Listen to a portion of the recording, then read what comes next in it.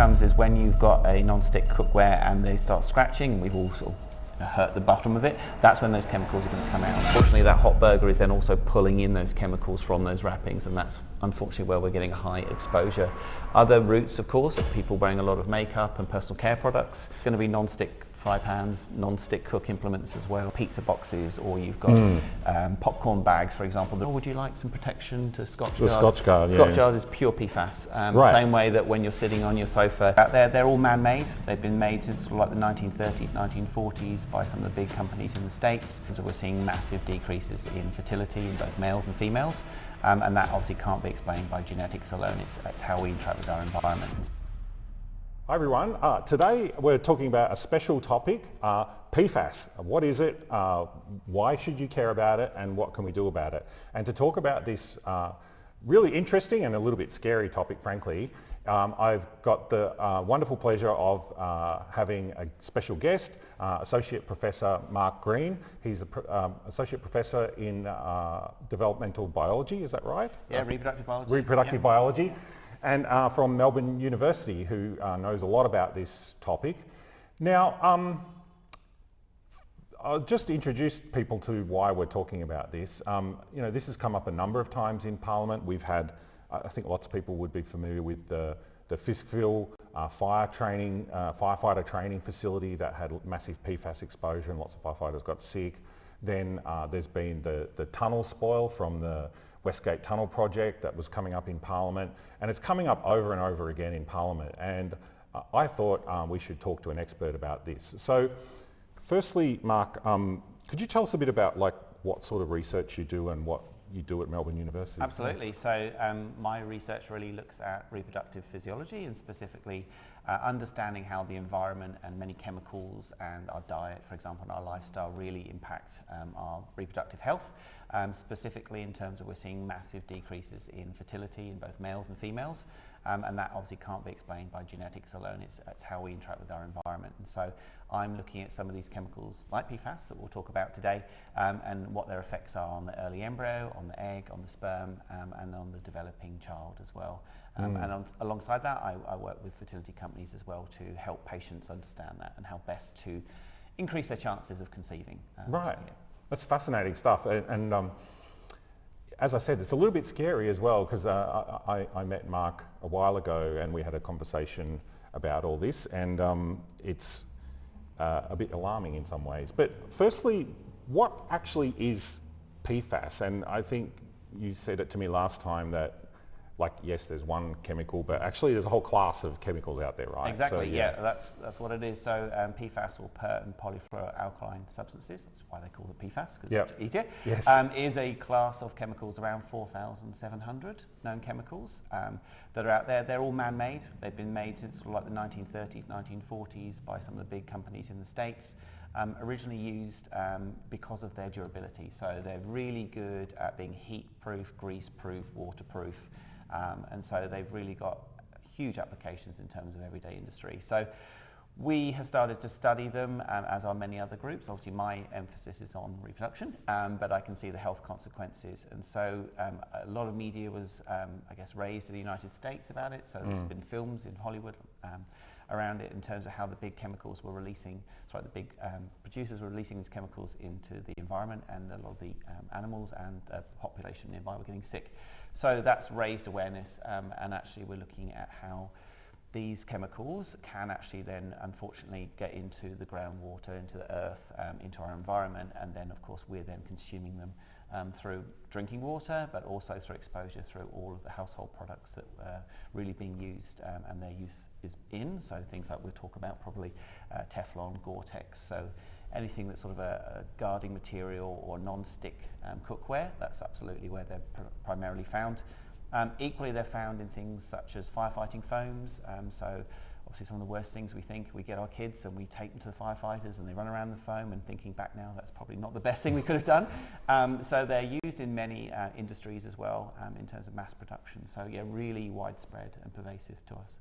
So they're very useful chemicals to humanity, yeah. but also potentially have some problems as well.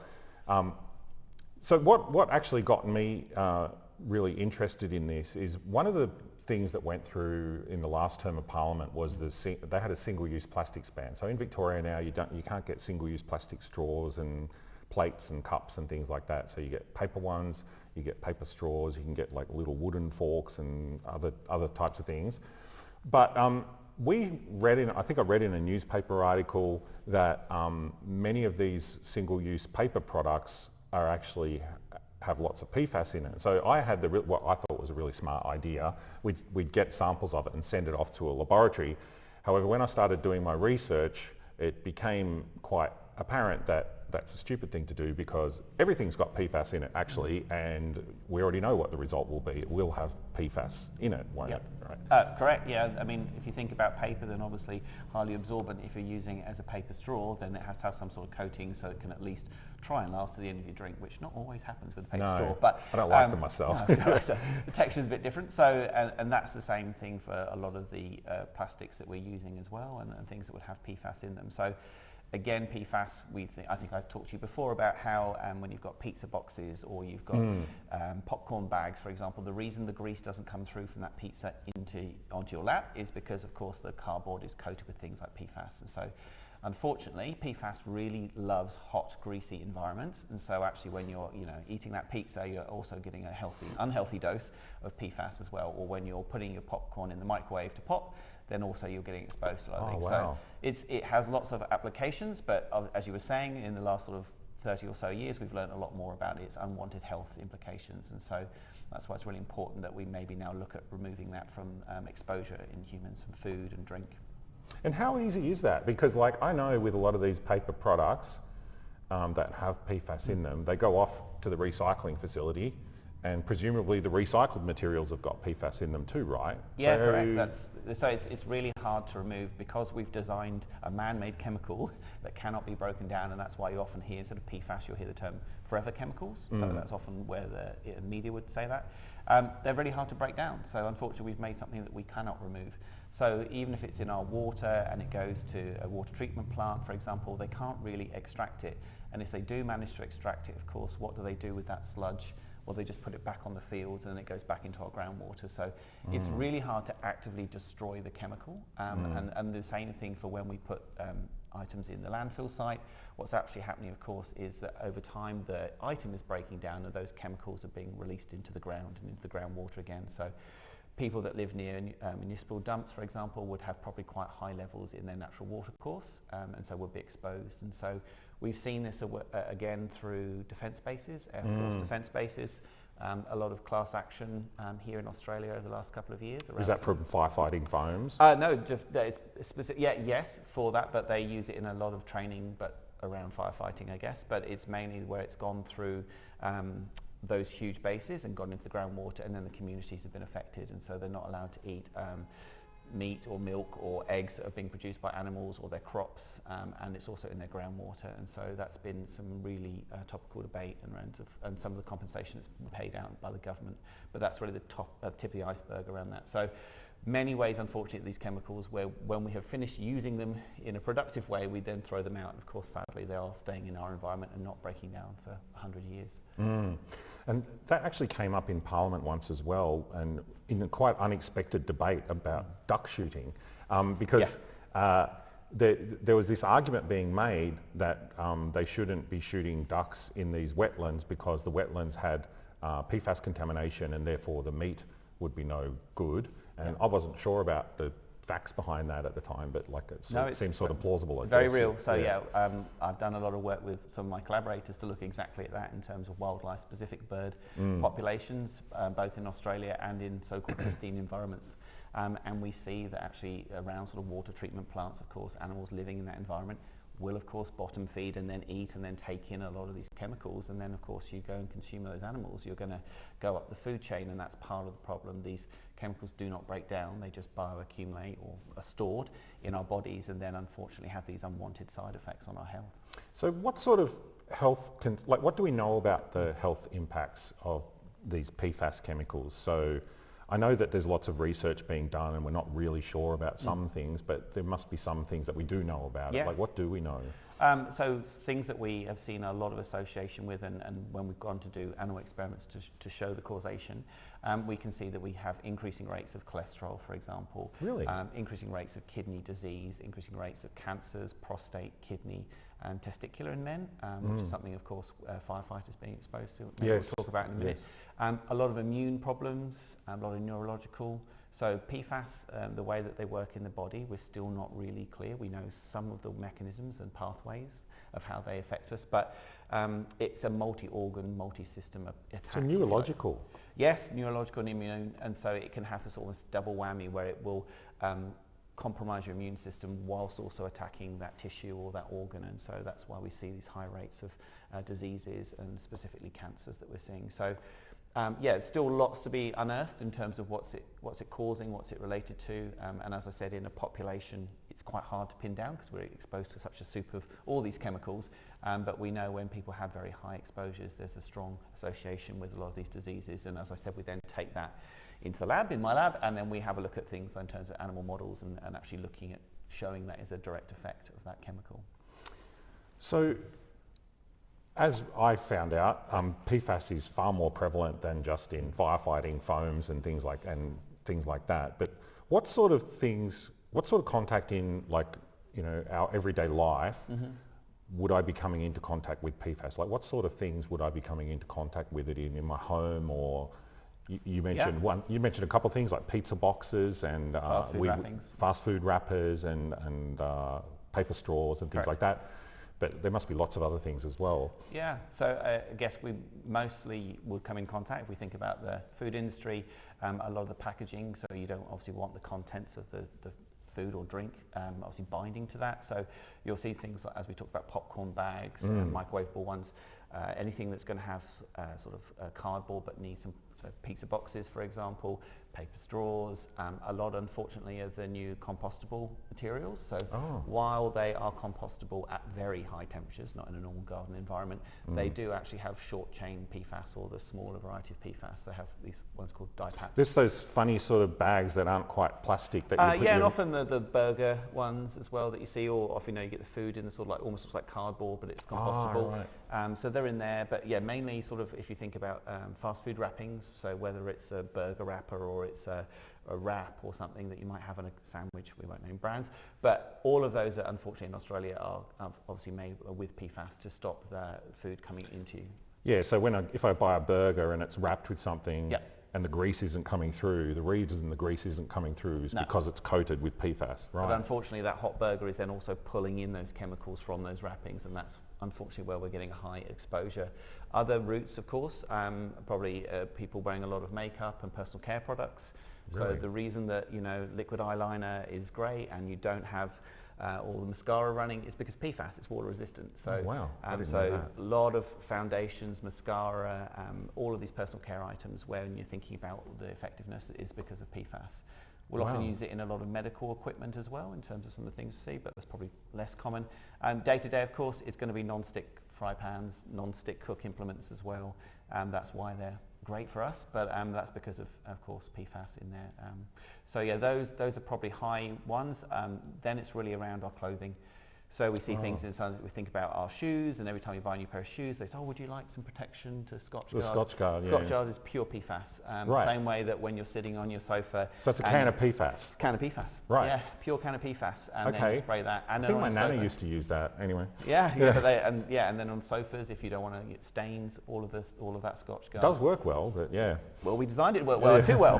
So that's why it's very hard to remove from, I guess, use, because people see a really strong application from it. And so those are key things. Always in clothing as well. If you think about clothing that isn't going to stain, a lot of sort of big clothing manufacturers actually use PFAS in there, so they're trying to remove those things. A lot of sporting clothes, for example. Like hiking rain jackets and things. Yes, those as well. So anything that's sort of Gore-Tex. Gore-Tex again is a type of PFAS. So and that's why we were talking about firefighters, and that's why they're exposed, because of course if you think about the heat-resistant clothing that they're using, they're of course made of PFAS because they have to be heat-resistant. Unfortunately, of course, those firefighters are in hot environments. Yeah. So actually. Members of Parliament get invited to do this thing called Fire Ops 101, which is basically like a sort of taste of firefighter training.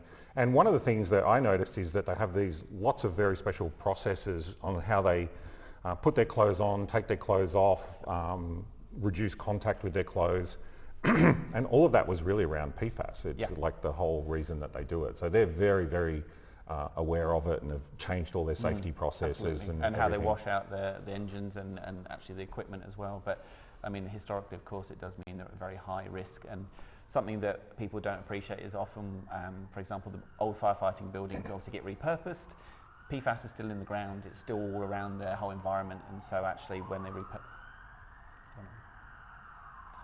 It's actually probably fine. These mics are pretty good. I think they heard firefighter and they wanted to come on the actual. Clearly they were trying to get a bit of a tension there. So we were. Yeah, exactly. It was like, and cue. Yeah, we had to stop just because of the firefighters just then, but not here. They were going down the road.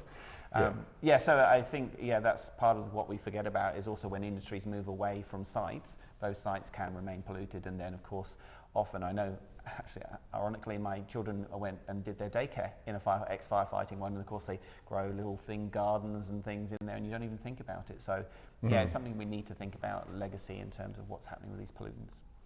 All right, so I wanted to touch on two practical things. Now firstly, I'm interested in if I'm watching this at home and I want to reduce my exposure to PFAS, my daily exposure, what sort of things can I do at home?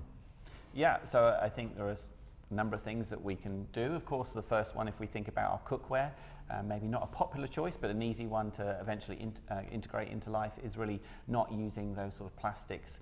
Really when the damage comes is when you've got a non-stick cookware and they start scratching, and we've all sort of hurt the bottom of it, that's when those chemicals are going to come out. So really replacing those non-stick items with, for example, cast iron or stainless steel, learning how to cook with them properly, which is always a contention in my house, but I think they're very easy to integrate and to reduce our chances.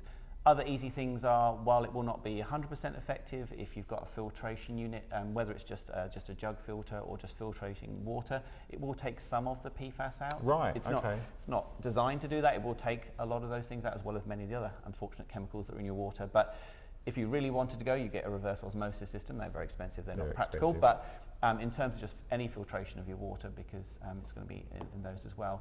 Not heating things and not buying things, of course, in fast food wrappings, for example, or not reheating in those things. That's really reducing your exposure around those are probably three of the easiest things I think we could implement. But the non-stick cookware, for example, not using Scotchgard, not using things, not using Teflon generally, or Gore-Tex clothing. They're probably easy things to avoid.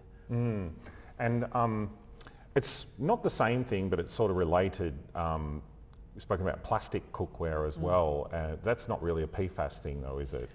No, so one of the other aspects that my lab looks at are what we call endocrine disrupting chemicals, or EDCs, and again PFAS are just one family of those. So most people will be familiar with things like bisphenol, so BPA for example, or parabens that are often in personal care items, or phthalates that we use to make plastics durable. Right. All of those are considered endocrine disrupting chemicals. All of those have lots of chemicals in each of those families. Probably if you're sort of more the Erin Brockovich fan, then you remember that movie, then you remember that of course other endocrine disrupting chemicals are herbicides, or pesticides for example. They're the big class industry ones that we'll use in our garden as much as industry. So all of those collectively, I study all different aspects of those, and so when we're talking about plastics, again, same thing that we've just been talking about to reduce exposure. It's never ever put plastics in the microwave to heat. They say they're microwave proof, but that means they just don't melt in the microwave. It's not saying it's not bad for your health. So you should never really heat or reheat things. Takeaway containers, people often go to the fridge the next day and think, oh yeah, I'll just put that in the microwave. No, just put it out on a bowl or a dish or something and just heat it in the microwave.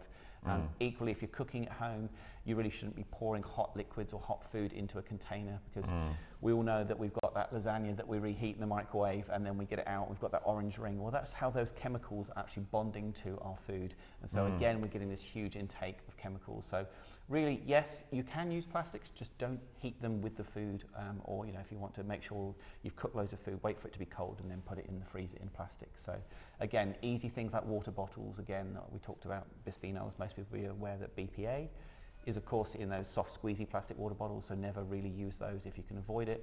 Replace them with glass or hard plastic even is slightly better than of course soft plastic. So again, all of these chemicals, such as PFAS, these big groups of chemicals, are things that are going to naturally, or rather man-made chemicals that will affect our reproduction, affect our health, and increasing rates of disease and disorders that we're seeing, unfortunately, in society. Yeah, I remember last time we met, one of my staff members and I came out of the meeting and we were just looking around, and actually I had a conversation with my family about it, and we ended up we use a lot of glass containers if we're reheating food now, rather than we won't use plastic, and I think that there are some things that you can do. Super easy things that you can just build in to just reduce your exposure. I mean, we're in a society where we're never going to get rid of all of these chemicals, and even if we do block them today, they're going to be around, many of them, for many years. But really sensible things that you can do. Ventilating your home is ventilating your workspace. Most of the dust that we have is breakdown from fabrics and furniture, and that's what, of course, a lot of these pollutants are from, and so we're inhaling them. So our main routes of exposure, of course, are ingestion, in terms of food and drink, for example, inhalation, as well as absorption if you think about things like makeup and personal care items like shampoo, conditioner. Many of those products, of course, have got chemicals that sadly have a side effect.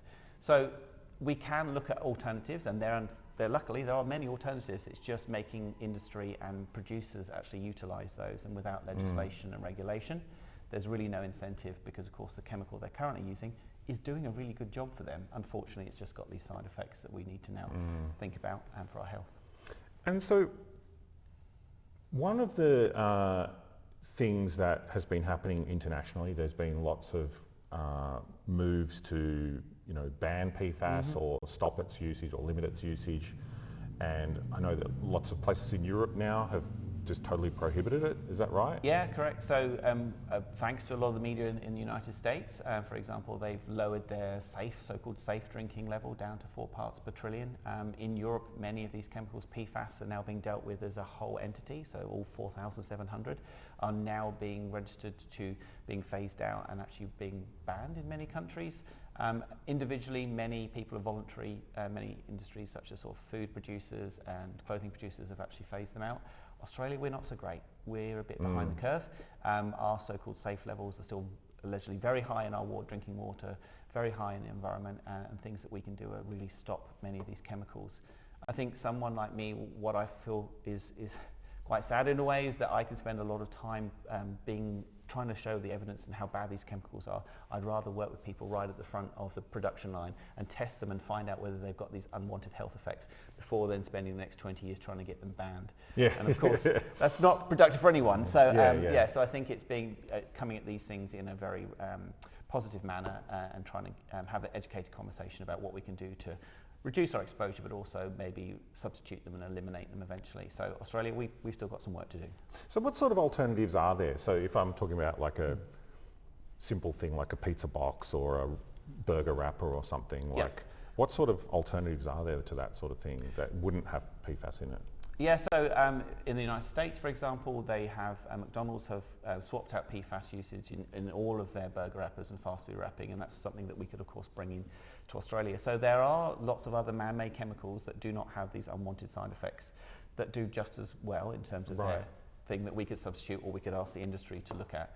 So there are whole classes of chemicals that we can do, and that's something we could probably advocate for. I mean, depending on the usage, whether it's industry, medical, there's always an alternative that we can come up with. And we're pretty smart. I think we can find some other chemicals that don't have those nasty side effects. But yeah, it's I think in a way Australia really need to step up, because in McDonald's and if the USA are beating us in terms of safe levels, that speaks volumes, I think, in terms of what we need to do next, because usually they're not well known for leading the way on some of those things. So yeah, I think Australia, we can do things, and McDonald's and other big manufacturers getting rid of them out of their products is really a really good step.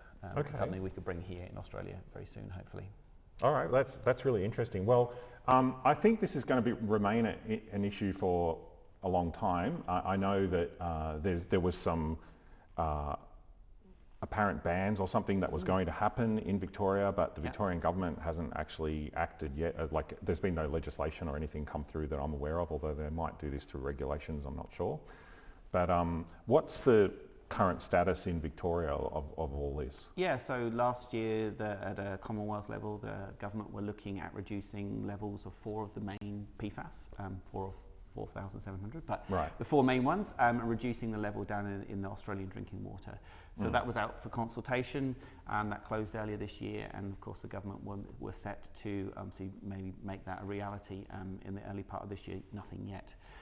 Something that's very promising on the horizon in the next few days, in the 1st of July, we're seeing the ban potentially being introduced, which is from the Industry Chemical Environmental Management Standard. Got that right? Which is really looking. So that's a new standard. It's a new standard. That's a federal thing, is it? It's a new standard brought independently by the industry, the chemical industry. So they've developed a standard which can. Yes, the regulators of that industry have put this standard forward, and it's really three of the main PFAS in there, so PFOA, PFOS, and the PFHXS. Right. Three of those would be banned, and that would mean that we would not be able to import, export, manufacture, or use those in any products in any way in Australia, and that would be such a positive step forward. As I said, that the ban itself is coming in on the 1st of July. Unfortunately, it doesn't really have any impetus until it's being adopted into legislation. And to date, that's only really been in Australia here, we've only really had it in Queensland and in New South Wales. So the other states and territories and at a Commonwealth level have not actually adopted it into legislation to mean that we can make that ban effective. But hopefully, being here today, talking to you, talking to everybody else out there, we can push for that to be a reality in Victoria. And when did Queensland and New South Wales go ahead with that? My understanding is in the last few months. It's a very new very thing. recent thing, right? Very recent thing. So it's I think they were a bit further ahead in terms of aware of the process and were able to introduce it into legislation and actually make sure it was effective. All right, well, look, I hope that you found that interesting. It hasn't been too scary, although I was a little bit scared when I first heard about all this. And there are some practical things that you can do to reduce your own exposure if you want to do that. But I think that this is going to be a conversation for a while, and I think that this isn't the last time that this will come up in Parliament. So I hope that you found this informative. It certainly helped me understand this a bit better. It's something that I wasn't really aware of, many of these things. So if you've got more questions, leave it in the comments, and we'll chat more about it soon.